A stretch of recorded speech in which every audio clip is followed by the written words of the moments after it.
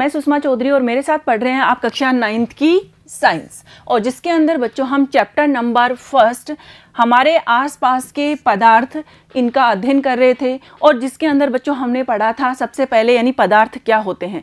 तो पदार्थ वो होंगे जिनका कुछ ना कुछ द्रव्यमान हो और जो स्थान घेरते हों। उसके बाद में बच्चों हमने देखा था कि जैसे पदार्थों की जो अवस्थाएं हैं जिसके अंदर हमने ठोस अवस्था, द्रव अवस्था और गैस अवस्था इनका अध्ययन करा था। ठोस अवस्था के अंदर बच्चों हमने कहा था कि ये कैसे होते हैं, दृढ़ होते हैं, क्योंकि इनके जो कण होंगे वो बहुत ही पास पास होते हैं और उनके मध्य में जो आकर्षण बल होता है वो भी अधिक होता है। और जो द्रव होते हैं बच्चों उनके अंदर क्या होता है कि उनके जो कण होंगे वो ठोस के कंपेरिजन में थोड़े दूर दूर होते हैं, इसलिए उनके मध्य में जो आकर्षण बल होगा वो ठोस के कंपेरिजन में क्या होगा, कम होगा। और उसके बाद में हमने गैस पढ़ी थी जिसके अंदर हमने कहा था कि इनके अंदर क्या होंगे, गैसों के कण होते हैं वो दूर दूर होते हैं, यानी उनके मध्य में आकर्षण बल होता है वो ठोस और द्रव के कंपैरिजन में बहुत ही कम होता है। उसके बाद में बच्चों हमने ये देखा था कि जैसे तापमान है तो उस तापमान को मापने के लिए हम काम में लेते हैं तापमापी, और उस तापमापी के ऊपर ही बच्चों यानी उस के मापने के लिए जो पैमाने होते हैं जिसके अंदर हम जैसे डिग्री सेल्सियस के अंदर है, केल्विन के अंदर है, फ़ारेनहाइट के अंदर है, तो ये उसके मापने के पैमाने हो गए। और जिसके अंदर हमने ये कहा था कि हमारी बॉडी का जो नॉर्मल टेम्परेचर है वो सेल्सियस के अंदर होता है 37 डिग्री सेल्सियस, और फ़ारेनहाइट के अंदर हम उसे क्या लिखेंगे 98.6 फ़ारेनहाइट। तो इस तरीके से हमने तापमान ज्ञात करने के लिए जो पैमाने थे उनका अध्ययन करा था। आज बच्चों हम इस चैप्टर के पार्ट 3 के अंदर अभ्यास प्रश्न है उनको हल करके देखेंगे। तो हम स्टार्ट करते हैं हमारा पार्ट नंबर 3। सबसे पहला प्रश्न है बच्चों हमारा, निम्नलिखित तापमानों को सेल्सियस इकाई में परिवर्तित करें। यानी आपसे पूछा गया है कि सेल्सियस इकाई में आपको चेंज करना है। और बच्चों जब आपको केल्विन में वैल्यू दी गई हो तापमान की और सेल्सियस में आपसे पूछी गई हो तो आपको एक चीज़ दिमाग में बिठा लेनी है, यानी जो केल्विन पैमाने के अंदर जो स्टैंडर्ड वैल्यू होती है 273 केल्विन, उसको क्या कर दोगे आप, माइनस कर दोगे सेल्सियस में ज्ञात करने के लिए। अब हम इस तरीके से इस चीज़ को समझते हैं। जैसे ये है टेम्परेचर केल्विन के अंदर, ठीक है, और ये वाला जो टेम्परेचर है बच्चों वो किसके अंदर है, सेल्सियस के अंदर है, और प्लस में हम लिखते हैं 273, ठीक है, जो मानक वैल्यू होती है केल्विन पैमाने के अंदर। अब बच्चों हमें क्या करना है, यानी सेल्सियस हमें ज्ञात करना है। तो अगर हम इन दोनों डिजिट को इस साइड ले आए, जैसे ये T Celsius plus 273 is equal to T यानी तापमान, और वो भी केल्विन के अंदर, तो इस तरीके से भी हम इनको लिख सकते हैं। अब हमें सेल्सियस के अंदर ज्ञात करना है तो हम यहाँ लिखेंगे T सेल्सियस यानी तापमान सेल्सियस के अंदर इजिकल टू T केल्विन के अंदर, यानी मान लो जो भी आपको वैल्यू दी गई है वो आप लिखोगे, और इधर ये प्लस में है और यहाँ जाएगा तो ये कैसे हो जाएगा, माइनस के अंदर, तो ये आ गया -273। और यही मैंने आपको बताया है कि अगर आपसे सेल्सियस के अंदर पूछा जाता है तो जो केल्विन के अंदर मानक वैल्यू होती है 273, उसको आप क्या कर दोगे, माइनस कर दोगे, ठीक है। अब हमें दिया गया है जैसे A इजिकल टू 300 केल्विन, और हमें ज्ञात किसके अंदर करना है, सेल्सियस के अंदर करना है। तो हम इसका सॉल्यूशन देखते हैं। सबसे पहले देखो बच्चों, केल्विन में तापमान है वो हमें दिया गया है 300 केल्विन, और इस तरीके से ये हमने फॉर्मूला देखा था कि टेम्परेचर केल्विन के अंदर इजिकल टू टेम्परेचर है वो सेल्सियस के अंदर है और प्लस 273 है। अब इस फॉर्मूले के अकॉर्डिंग मान लो हमें केल्विन के अंदर जो वैल्यू दी गई थी वो हमने यहाँ रख दी, सेल्सियस की अपने को ज्ञात करनी है, और प्लस में 273 है वो फॉर्मूले के अंदर भी है। अब हमें क्या करना है, सेल्सियस में तापमान है उसको चेंज करना है। तो इस तरीके से बच्चों हमने क्या करा, यानी 300 केल्विन के अंदर जो हमें वैल्यू दी गई थी उसको रखा हुआ है, और ये जो प्लस में था ये इधर आएगा तो माइनस में हो गया, यानी -273। और इस तरीके से बच्चों सेल्सियस के अंदर इसकी वैल्यू क्या आ जाएगी, 27 डिग्री सेल्सियस। तो इस चीज़ का आप दिमाग में छवि बिठा लेना कि जब आपसे सेल्सियस में पूछा जाता है तो आप माइनस में कर दोगे 273। नेक्स्ट है बच्चों, यानी आपको दिया गया है 573 केल्विन और आपसे सेल्सियस के अंदर पूछा गया है तापमान, तो हमें वही फॉर्मूला रखना है जैसे टेम्परेचर केल्विन के अंदर, फिर है सेल्सियस के अंदर, और प्लस में है 273। तो हमें केल्विन के अंदर वैल्यू दी गई है 573 केल्विन, और सेल्सियस के अंदर हमें ज्ञात करनी है, और प्लस में 273 हो गया। अब बच्चों जब हम क्या करेंगे यानी सेल्सियस के अंदर ज्ञात करेंगे टेम्परेचर को, तो हमने क्या करा, ये 573 जो केल्विन में हमें वैल्यू दी गई थी उसको हमने यहाँ रख दिया, और इसके अंदर जो प्लस में 273 था वो क्या हो जाएगा, इधर आते ही माइनस के अंदर हो गया, तो इसमें से हमने क्या करा -273 कर दिया। तो इस तरीके से सेल्सियस के अंदर हमारी जो वैल्यू है वो आ जाती है बच्चों 300 सेल्सियस। तो इस तरीके से ये भी आपको ध्यान रखना है, यानी जो वैल्यू है वो हमारी कितनी आ रही है 300 डिग्री सेल्सियस। तो इस चीज का भी आप क्या करोगे, ध्यान रखोगे। नेक्स्ट क्वेश्चन देखो बच्चों, क्वेश्चन नंबर 2, निम्नलिखित तापमानों को केल्विन इकाई में परिवर्तित करें। यानी अब आपसे पूछा गया है कि सेल्सियस में आपको वैल्यू दी गई है और आपको क्या करना है, केल्विन के अंदर ही चेंज करना है। अब बच्चों इसके लिए हमने जो फॉर्मूला पढ़ा है, जैसे हमने कहा था कि ये जैसे T केल्विन है, ठीक है, और उसके बाद में T सेल्सियस हमें क्या करना है, ज्ञात करना है, और प्लस में होगा 273। अब इसका मतलब क्या है बच्चों कि जब आपको सेल्सियस में वैल्यू दी गई हो और केल्विन में आपसे पूछता है, तो आप सीधा सा है दिमाग में ये ध्यान रखना कि आपको जो भी वैल्यू दी गई है उसमें प्लस 273 करना है। तो इस तरीके से इनकी जो वैल्यू है, जैसे ए के अंदर हमें दिया गया है 25 डिग्री सेल्सियस, और इसको अपने को क्या करना है, केल्विन के अंदर चेंज करना है, और बी के अंदर हमें दिया गया है 373 डिग्री सेल्सियस, और इसको क्या करना है, केल्विन के अंदर चेंज करना है। तो हम इसका सॉल्यूशन देखते हैं। ए के अंदर जैसे हमें कितना दिया गया था, 25 डिग्री सेल्सियस दिया गया था, तो ये जो हमारा फॉर्मूला है यानी टी केल्विन के अंदर हमें ज्ञात करना है, सेल्सियस के अंदर बच्चों हमें वैल्यू दी गई है और उसके प्लस में क्या करना है, 273 करना है। तो इस तरीके से सेल्सियस के अंदर जो वैल्यू दी गई थी उसको रखते हैं 25 डिग्री सेल्सियस, और प्लस में हमने कर दिया 273। जब इनको दोनों को ऐड करेंगे बच्चों तो ये आती है हमारी वैल्यू 298 केल्विन। तो इस तरीके से 25 डिग्री सेल्सियस को अगर हम केल्विन के अंदर चेंज करते हैं तो उसकी वैल्यू आती है बच्चों 298 केल्विन। उसके बाद में बी हमसे दिया गया था कि 373 डिग्री सेल्सियस आपको दिया गया है और उसको आप केल्विन में चेंज करोगे। तो इस तरीके से केल्विन में चेंज करने के लिए ये जो सेल्सियस में वैल्यू है तापमान की, और ये प्लस में हम क्या कर देंगे, 273 कर देंगे। अब बच्चों सेल्सियस के अंदर तो वैल्यू हमें दी गई है 373 सेल्सियस, और उसके बाद में प्लस में हमें करना है 273। तो इस तरीके से इसकी वैल्यू आ जाएगी बच्चों 646 केल्विन। यानी 373 डिग्री सेल्सियस के जब हम क्या करेंगे, केल्विन के अंदर चेंज करेंगे तो उसकी जो वैल्यू है वो कितनी आ रही है, 646 केल्विन। तो इस तरीके से ये वैल्यू हो गई केल्विन के अंदर, क्योंकि हमने यही तो कहा था कि तापमान को मापने के लिए जो पैमाने होते हैं जिसके अंदर हम सेल्सियस में और केल्विन में ज्ञात करते हैं, तो उनकी वैल्यू हमने सेल्सियस और केल्विन के अंदर इस तरीके से ज्ञात कर ली। हाँ, मैं बार बार आपको यही चीज़ कह रही हूँ कि अगर आपको सेल्सियस में वैल्यू दी गई है और केल्विन में आपसे पूछता है तो आप सीधा सा है प्लस 273 कर देना, और अगर आपको केल्विन में वैल्यू दी गई है और सेल्सियस में पूछता है तो आप क्या करोगे, 273 है उसको माइनस कर दोगे। नेक्स्ट देखो बच्चों, क्वेश्चन नंबर 3, निम्नलिखित अवलोकनों हेतु कारण लिखें। पहला है, नैफ्थलीन को रखा रहने देने पर यह समय के साथ कुछ भी ठोस पदार्थ छोड़े बिना अदृश्य हो जाती है। ठीक है, तो बच्चों नैफ्थलीन यानी आपने जब सब्लिमेशन यानी ऊर्ध्वपातन की क्रिया हमने पढ़ी थी उस समय मैंने आपको बताया था कि ऐसी क्रिया जिसके अंदर ठोस अवस्था है वो सीधे ही गैस अवस्था में चेंज हो जाए, यानी द्रव अवस्था में चेंज नहीं होगी, सीधे ही गैस अवस्था के अंदर चेंज हो जाती है। तो इस क्रिया को कहा जाता है ऊर्ध्वपातन यानी सब्लिमेशन। अब बच्चों हमने ये चीज़ इस तरीके से भी समझी है कि जैसे नौसादर है या फिर कपूर की गोलियां हैं या नैफ्थलीन की गोलियां होती हैं, उनको हम क्या करें, जैसे कपड़ों के अंदर जो कीड़े वगैरह हैं यानी बैक्टीरिया हैं उनको मारने के लिए, उनकी जो स्मेल है उसको दूर भगाने के लिए हम नैफ्थलीन की गोलियां रख दें। तो वो जो नैफ्थलीन की गोलियां हम रखते तो सॉलिड स्टेट के अंदर हैं, लेकिन वो जब हम वापस देखते हैं उन कपड़ों को तो उसके अंदर हमें कोई गोली दिखाई नहीं देती। इसका मतलब क्या है कि वो ठोस में तो थी लेकिन वो किसके अंदर चेंज हो गई, गैस के अंदर चेंज हो गई, यानी वाष्प के अंदर वो परिवर्तित हो गई। और इसी प्रक्रिया को बच्चों हम क्या कहते हैं, इसको हम कहते हैं ऊर्ध्वपातन, क्योंकि जो नैफ्थलीन है वो एक वाष्पशील ठोस पदार्थ होता है। तो इसका आंसर हम इस तरीके से लिखेंगे।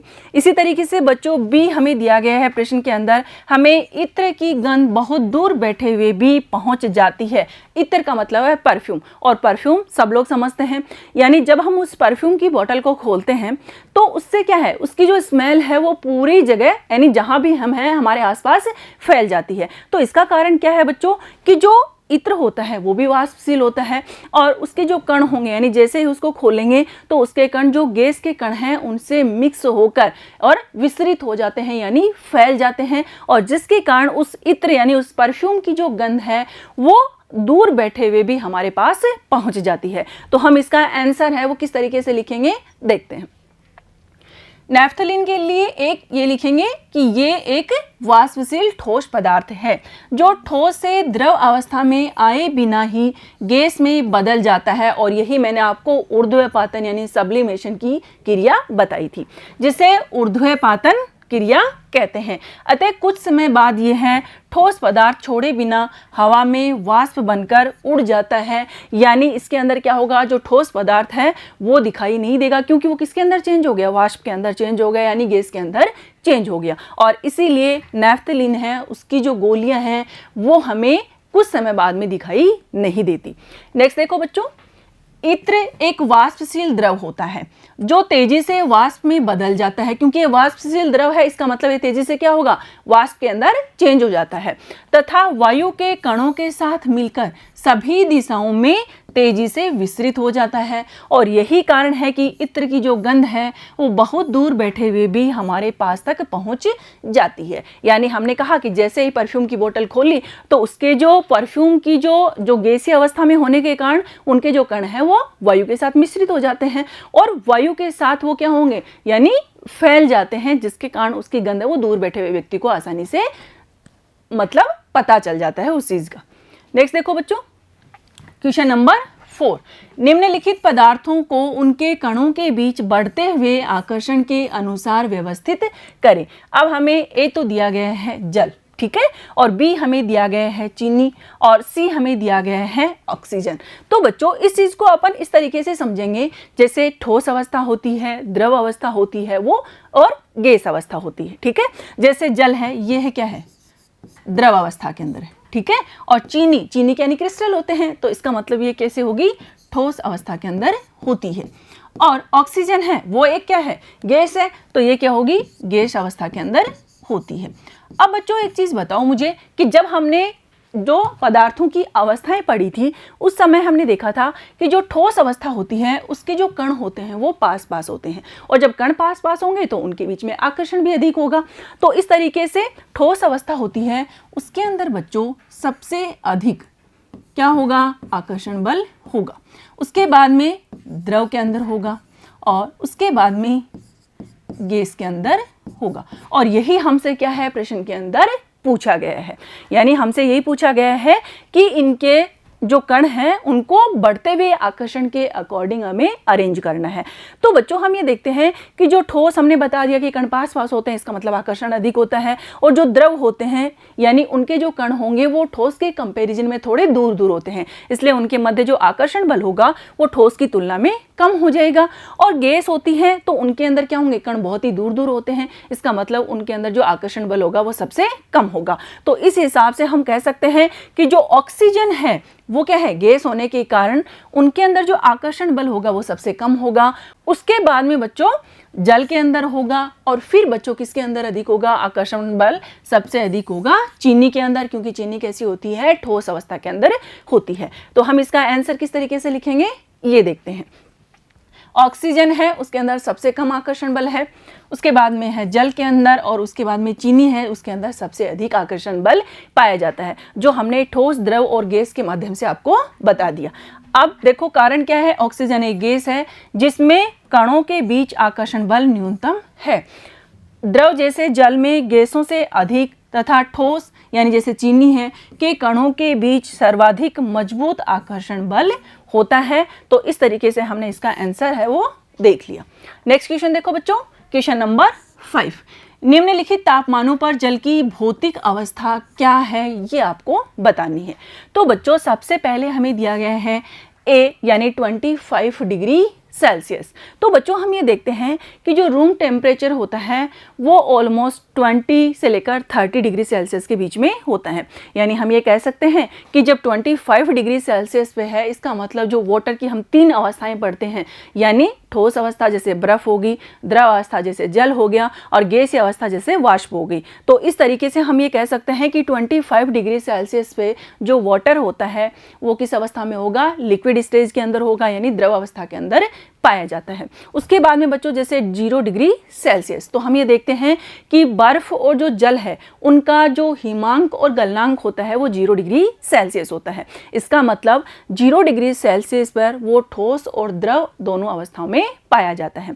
उसके बाद में है बच्चों 100 डिग्री सेल्सियस, यानी 100 डिग्री सेल्सियस है, इसका मतलब ये हुआ कि 100 डिग्री सेल्सियस उसका क्या होता है, बॉइलिंग पॉइंट होता है। अगर हम एक वाटर लें और उस वाटर को 100 डिग्री सेल्सियस तक उसको बॉयल करते हैं तो वो किसके अंदर चेंज हो जाता है, वाष्प के अंदर चेंज हो जाता है। यानी ये द्रव से गैस और गैस से द्रव अवस्था के अंदर चेंज हो सकता है। तो इस तरीके से हम इनका सॉल्यूशन किस तरीके से लिखेंगे ये देखते हैं। ए के अंदर हमें पता चल गया कि 25 डिग्री सेल्सियस पर जल कौन सी अवस्था के अंदर होगा, द्रव अवस्था के अंदर होगा। बी के अंदर जैसे 0 डिग्री सेल्सियस पे तो ये आ जाएगा ठोस तथा द्रव दोनों अवस्थाओं में हो सकता है, क्योंकि जल का हिमांक व गलनांक दोनों 0 डिग्री सेल्सियस है। सी का सॉल्यूशन बच्चों हम लिखेंगे 100 डिग्री सेल्सियस, यानी द्रव तथा गैस दोनों हो सकती हैं। अब बच्चों इस चीज़ को हम इस तरीके से समझ सकते हैं, जैसे एक बर्तन लिया और उस बर्तन के अंदर हमने पानी ले लिया। अब हम जब उसको 100 डिग्री सेल्सियस तक बॉईल करते हैं तो वो क्या हो जाएगा, वाष्प के अंदर चेंज हो जाएगा, यानी गैस अवस्था के अंदर चेंज हो जाता है। और जब हम उसको क्या करें, यानी थोड़ा ठंडा करेंगे तो वो किसके अंदर चेंज हो जाएगा, यानी द्रव अवस्था के अंदर चेंज हो जाता है। तो इस तरीके से हम लिखेंगे, क्योंकि जल 100 डिग्री सेल्सियस पर जल द्रव से गैस तथा गैस द्रव बन सकता है। तो ये आ गया हमारा आंसर। नेक्स्ट देखो बच्चों क्वेश्चन नंबर 6, पुष्टि हेतु कारण दे। ए के अंदर हमसे पूछा गया है जल कमरे के ताप पर द्रव है, यानी जल होता है वो कमरे के ताप पर द्रव अवस्था के अंदर होता है। क्योंकि बच्चों जो वाटर होता है उसके अंदर क्या होगी, जो 3 अवस्थाएं होती हैं जैसे ठोस अवस्था, द्रव अवस्था और गैस अवस्था। तो जिसके अंदर हम ये देखते हैं कि उसके अंदर जो हिमांक बिंदु होता है वो होता है 0 डिग्री सेल्सियस, और जो उनका क्वथनांक बिंदु होता है वो होता है 100 डिग्री सेल्सियस। और जो रूम का जो टेम्परेचर होता है वो होता है 20 से लेकर 30 के बीच में, और वो भी सेल्सियस के अंदर। तो हम कह सकते हैं कि जल होगा वो कमरे के ताप पर द्रव अवस्था में होता है। इसी तरीके से बच्चों बी के अंदर हमसे पूछा गया है लोहे की अलमारी कमरे के ताप पर ठोस है। अब बच्चों लोहा है, ये हमें पता है कि देखने में हमें कैसा दिखता है, ठोस दिखता है। ठोस का मतलब क्या है कि इनके जो कण होते हैं वो पास पास होते हैं, यानी इनकी निश्चित आकार होता है और निश्चित आयतन होता है।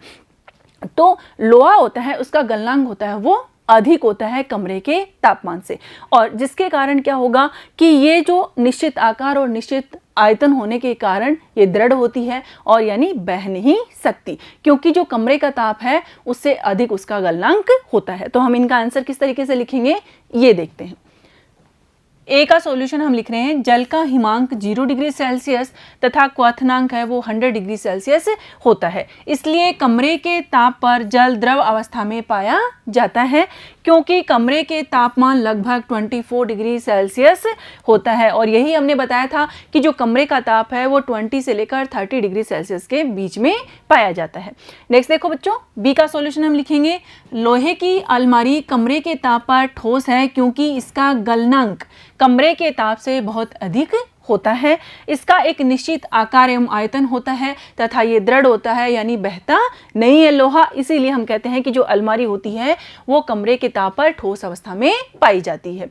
नेक्स्ट क्वेश्चन देखो बच्चों, क्वेश्चन नंबर 7, 273 केल्विन पर बर्फ को ठंडा करने पर तथा जल को इसी तापमान पर ठंडा करने पर शीतलता का प्रभाव अधिक क्यों होता है। यानी हमसे ये पूछा गया है कि 273 केल्विन या फिर हम इसे कह सकते हैं 0 डिग्री सेल्सियस पर जो बर्फ होती है उसके अंदर क्या होगा कि वो किसी पदार्थ से यानी उससे जब टकराएगी तो पहले तो उसके अंदर क्या होता है, गुप्त ऊष्मा के कारण उसकी अवस्था के अंदर परिवर्तन होता है और फिर उसके अंदर ताप में वृद्धि होती है। यानी एक तरीके से 1 किलोग्राम जो बर्फ होती है उसको अगर जल में चेंज करना है तो उसकी जो गुप्त ऊष्मा होती है वो होती है बच्चों 3.34 इंटू 10⁵ जूल।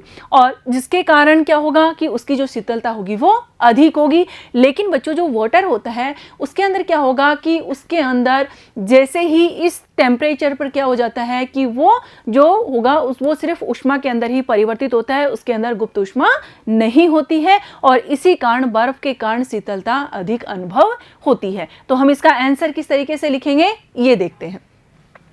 273 केल्विन या फिर 0 डिग्री सेल्सियस पर बर्फ किसी पदार्थ या माध्यम से गुप्त ऊष्मा लेती है जो पहले इसकी अवस्था में परिवर्तन लाता है और फिर इसके ताप में वृद्धि करता है, परंतु इसी ताप पर जल केवल ताप में वृद्धि के लिए ही ऊष्मा प्राप्त करता है, उसके अंदर गुप्त ऊष्मा नहीं होती है। बर्फ के गलन या संगलन की जो गुप्त ऊष्मा है वो होती है 3.34 इंटू 10⁵ जूल है, अर्थात प्रति इकाई किलोग्राम बर्फ को जल में बदलने के लिए पदार्थ से 3.34 इंटू 10⁵ जूल ऊष्मा की आवश्यकता पड़ती है। इसलिए बर्फ अधिक शीतलता प्रदान करती है क्योंकि जल किसी प्रकार की गुप्त ऊष्मा नहीं लेता है और यही इसका क्या आ जाएगा आंसर होगा। नेक्स्ट देखो बच्चों, क्वेश्चन नंबर 8। उबलते हुए जल अथवा भाप में से जलने की तीव्रता किसमें अधिक महसूस होती है? तो बच्चों इस चीज़ को हम डेली लाइफ के अंदर जैसे हम खाना बनाते हैं तो हमने चपाती बनाई और वो चपाती फूल गई। अब मान लो अगर उसकी पपड़ी हल्की सी छिद जाए तो उसके अंदर क्या होगी, भाप निकलती है ना, ये ले लो। या फिर हम जैसे पानी को बॉईल करते हैं और पानी को जब बॉईल करते हैं तो वो क्या हो जाएगा, यानी जैसे उबल रहा है और उसके ऊपर हमने ढक्कन लगा रखा है और उस ढक्कन को हम हटाते हैं तो उससे जो भाप निकलती है उसके अंदर जो ऊर्जा होती है, क्योंकि उसके अंदर गुप्त ऊष्मा छुपी हुई होती है, क्योंकि वो अतिरिक्त ऊष्मा है उसको अवशोषित कर लेता है, जिसके कारण बच्चों हमें क्या होगा, यानी जल गर्म है उसके कंपैरिजन में जो भाप होती है उससे अधिक जलन महसूस होती है। तो हम आंसर क्या लिखेंगे, भाप में जलने की तीव्रता अधिक महसूस होती है क्योंकि 373 केल्विन यानी 100 डिग्री सेल्सियस जिसपे क्या होता है वाटर बॉयल होता है तापमान पर भाप अर्थात वाष्प के कणों में उसी तापमान पर पानी के कणों की अपेक्षा अधिक ऊर्जा होती है क्योंकि भाप के कणों ने वाष्पीकरण की गुप्त ऊष्मा के रूप में अतिरिक्त ऊष्मा अवशोषित कर ली है। क्योंकि जो जल होता है उसके अंदर क्या होगा, यानी जो उबल रहा है लेकिन वो जल तो क्या नहीं करता, गुप्त ऊष्मा को अवशोषित नहीं करता, लेकिन जो भाप में चेंज हो रही है वो गुप्त ऊष्मा को अवशोषित कर लेता है, यानी अतिरिक्त उसमें ऊष्मा आ जाती है और इसी के कारण भाप से ज्यादा जलन महसूस होती है। नेक्स्ट देखो बच्चों, क्वेश्चन नंबर 9। निम्नलिखित चित्र के लिए ए, बी, सी, डी, ई तथा एफ की अवस्था परिवर्तन को नामांकित करें। यानी इसके अंदर बच्चों ये जो हमें फ्लो चार्ट दिया गया है इसके अंदर हमसे पूछा गया है कि जैसे ठोस अवस्था है और वो द्रव अवस्था के अंदर चेंज हो रही है, यानी ये ए हमसे पूछा गया है कि ये ए क्या होगा। तो बच्चों जब ठोस अवस्था द्रव अवस्था के अंदर चेंज हो रही है इसका मतलब उसका गलन हो रहा है, तो ये क्या आ जाएगा, गलन होगा।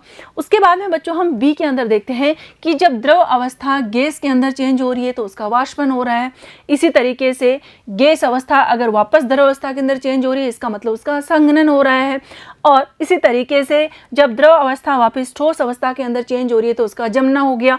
और फिर हम देखते हैं कि अगर ठोस अवस्था जैसे ई वाला हमें शो कर रखा है कि वो द्रव अवस्था में नहीं चेंज हो रही, सीधे ही गैस अवस्था के अंदर चेंज हो रही है। और जब ठोस अवस्था सीधे ही गैस अवस्था के अंदर चेंज हो जाती है बच्चों तो उसे हम क्या कहते हैं, उसे हम कहते हैं ऊर्ध्वपातन यानी सब्लिमेशन का प्रोसेस। तो इस तरीके से ई के अंदर आ जाएगा सब्लिमेशन यानी ऊर्ध्वपातन। और इस तरीके से बच्चों जब गैस अवस्था है वो बिना द्रव अवस्था के अंदर चेंज हुए सीधे ही ठोस अवस्था के अंदर चेंज हो जाती है तो बच्चों उसे कहा जाता है निक्षेपण। तो ये हमें ध्यान रखना है कि एफ की जगह क्या आ जाएगा, निक्षेपण होगा। और ऊष्मा में कमी तथा दाब में वृद्धि ये इसमें फ्लो चार्ट के अंदर शो कर रखी है, यानी इसके अंदर ठोस से गैस के अंदर चेंज होने पर तो ऊष्मा में वृद्धि तथा दाब में कमी होती है, लेकिन जब गैस अवस्था ठोस अवस्था के अंदर चेंज होती है तो ऊष्मा में तो कमी हो रही है और दाब में वृद्धि हो रही है। तो हमें इनके A B C D E F के नाम बताने हैं कि कौन सा प्रोसेस है। तो इस तरीके से बच्चों इसके हल के अंदर हम लिखेंगे कि ए क्या है, गलन है, बी क्या है, वाष्पीकरण हो गया, और सी क्या है, संघनन है, डी है जमना, और ई क्या है, ऊर्ध्वपातन, और एफ क्या है, निक्षेपण। यानी इस चीज को इस तरीके से समझना है कि गलन का मतलब है कि जो ठोस अवस्था है वो किसके अंदर चेंज हो रही है, द्रव अवस्था के अंदर चेंज हो रही है। ठीक है, वाष्पीकरण का मतलब क्या है कि जो द्रव अवस्था है वो किसके अंदर चेंज हो रही है, वो चेंज हो रही है बच्चों गैस अवस्था के अंदर। ठीक है, संघनन का मतलब क्या है, आपको एक एग्जाम्पल से समझाते हैं।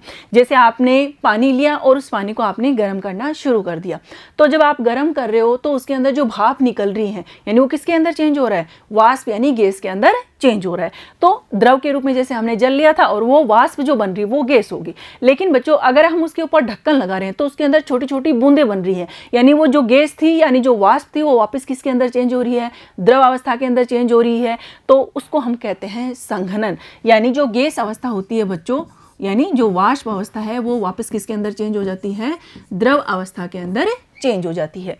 और उसके बाद में जैसे जमना है यानी द्रव अवस्था है और वो किसके अंदर चेंज हो जाए, ठोस अवस्था के अंदर चेंज हो जाए। जैसे हम बर्फ बनाते हैं ना पानी की, तो उस तरीके से। और ई के अंदर है जैसे ऊर्ध्वापातन, तो ऊर्ध्वापातन हमने पढ़ा था कि जो ठोस अवस्था है वो सीधे ही किसके अंदर चेंज हो जाए, यानी गैस अवस्था के अंदर चेंज हो जाए, द्रव अवस्था के अंदर चेंज न हो। तो उस समय बच्चों उसको क्या कहा जाता है, उस समय उसको कहा जाता है ऊर्ध्वपातन। यानी हम ये कह सकते हैं कि जब ठोस अवस्था सीधे ही किसके अंदर चेंज हो, गैस अवस्था के अंदर चेंज होती है, तब हम उसे क्या कहते हैं, ऊर्ध्वपातन यानी सब्लिमेशन कहते हैं। और निक्षेपण के अंदर हमने पढ़ा था कि जब गैस अवस्था है वो सीधे ही किसके अंदर चेंज हो जाए, ठोस अवस्था के अंदर चेंज हो जाती है, बीच में द्रव अवस्था आती है वो इनके अंदर नहीं होती, तो उस समय इसे कहा जाता है निक्षेपण। और यही हमसे फ्लो चार्ट के अंदर पूछा गया था। तो इस तरीके से बच्चों आज हमने इस चैप्टर के पार्ट नंबर 3 के अंदर अभ्यास प्रश्न है 1 से लेकर 9 तक सोल्व करके देखे। और मुझे उम्मीद है ये वीडियो आपको बहुत ही ध्यानपूर्वक सुना होगा, समझा होगा, देखा होगा और इसकी जो सॉल्यूशन है वो अपनी नोटबुक में नोट भी कर लिए होंगे। इसी तरीके से बच्चों नेक्स्ट चैप्टर को पढ़ेंगे हम नेक्स्ट वीडियो में। तब तक आप पढ़ते रहिए, आगे बढ़ते रहिए। धन्यवाद।